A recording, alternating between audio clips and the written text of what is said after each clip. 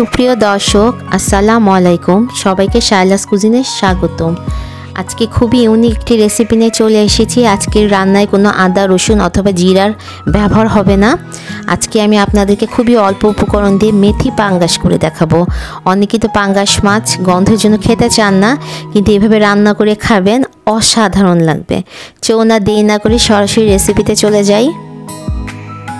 একটি প্যান আমি চুলায় দিলাম, এতে আমি পরিমাণ মতো কুকিং অয়েল দিয়ে দিচ্ছি। ফার্স্টে মাছটা আমি ফ্রাই করে নিব। মাছটা খুব ভালোভাবে হোয়াইট ভিনেগার লবণ দিয়ে কচলে তারপরে পানি দিয়ে ধুয়ে নিয়েছি। হলুদ ও লবণ দিয়ে ম্যারিনেট করে রেখেছিলাম 10 মিনিট। তারপর আমি এটা ফ্রাই করে নিব। আর মাছ কিন্তু এভাবে যদি আপনারা ধুয়ে নেন হোয়াইট ভিনেগার লবণ দিয়ে, যে কোনো মাছে যে একটা আষ্টা গন্ধ থাকে সেটা কিন্তু চলে যায়। মাছগুলো আমি এবার উল্টে পাল্টে নিচ্ছি। এটা কিন্তু খুব বেশি আমি ফ্রাই করব না, যেহেতু তেলালা মাছ অতিরিক্ত যদি শক্ত করে আমি ফ্রাই করি তাহলে তেলের যে স্বাদটা সেটা থাকবে না। মোটামুটি 2-5 জন হালকা লাল লাল হয়ে আসবে তখন আমি তেল ছেঁকে তুলে নিচ্ছি। মাছ থেকে কিন্তু প্রচুর তেল বের হয়েছে, সবগুলি আমি তুলে নিলাম।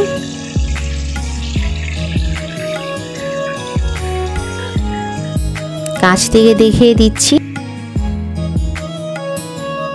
দেখেই বুঝতে পারছেন খুব হালকা লাইটভাবে ভাজতে হবে।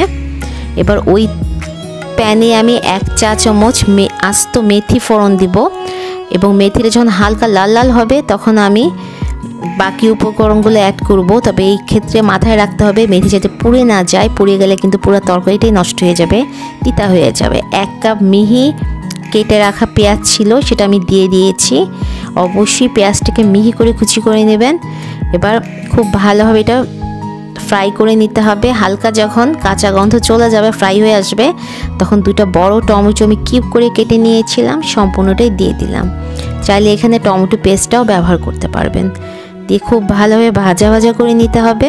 এবার হলুদের গুঁড়ো দিয়ে দিয়েছি 1.5 চা চামচ, লাল মরিচের গুঁড়ো উঁচু উঁচু করে 2 চা চামচ, ধনের গুঁড়ো দিয়ে দিলাম হাফ করে 1 চা চামচ দিয়ে এবার খুব ভালোভাবে কষাবো। তার আগে সামান্য একটু পানি দিয়ে নিলাম যাতে মশলাটা পুড়ে না যায়। এই মশলাটা কিন্তু যত ভালো কষানো হবে কারির টেস্টটা কিন্তু তত মজা হবে।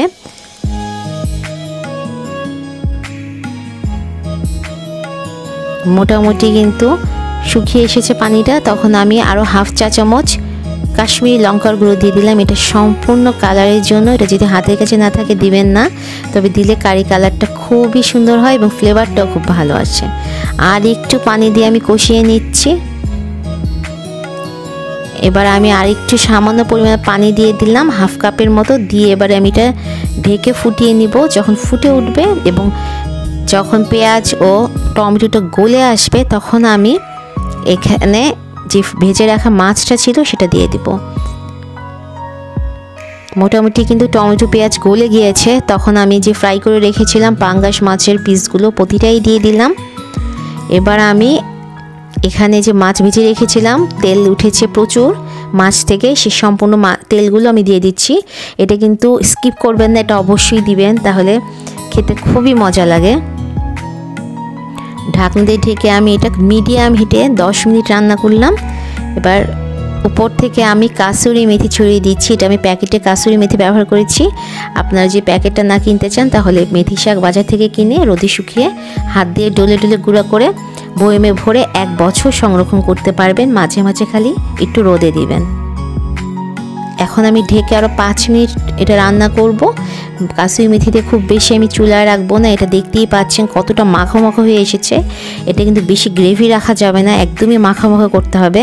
আমি কোনো রকমের কাঁচামরিচ ধনিয়া পাতা ব্যবহার করিনি। এখানে কিন্তু কোনো রকমের আদা রসুন জিরা কাঁচামরিচ ধনিয়া পাতা কিচ্ছু ব্যবহার হয় নাই। এই কাসুরি মেথি আর আস্ত মেথি ফোড়নে এই পাঙ্গাস মাছের স্বাদটা হয়ে যাবে অতুলনীয়, অনবদ্য। একবার হলে এভাবে বানিয়ে খেয়ে দেখবেন, আশা করি খুবই উপকৃত হবেন। আশা করি আমার এই রেসিপিটি আপনাদের ভালো লেগেছে, আমার ভিডিওটি ভালো লেগেছে। এই মেথি পাঙ্গাসের রেসিপিটি যদি ভালো লেগে থাকে, যদি ভিডিওটি ভালো লেগে থাকে, প্লিজ ভিডিওটি লাইক করবেন, কমেন্ট করবেন ও ফ্রেন্ডস ও ফ্যামিলির মাঝে শেয়ার করে দিতে ভুলে যাবেন না। যারা ইউটিউব থেকে দেখছেন তারা প্লিজ সাবস্ক্রাইব করে পাশেই থাকবেন। এবং যারা ফেসবুক থেকে দেখছেন তারা প্লিজ ফলো বাটনটি ক্লিক করে দিতে ভুলে যাবেন না। আজকের মতো বিদায় নিতে চাই। ইনশাআল্লাহ সামনে আরও ভালো ভালো নতুন নতুন ইয়ামি সব রেসিপি আপনাদেরকে উপহার দেওয়ার চেষ্টা করব। এই প্রত্যাশা করি বিদায় নিচ্ছি। সবাই ভালো থাকবেন, সুস্থ থাকবেন। আল্লাহ হাফেজ।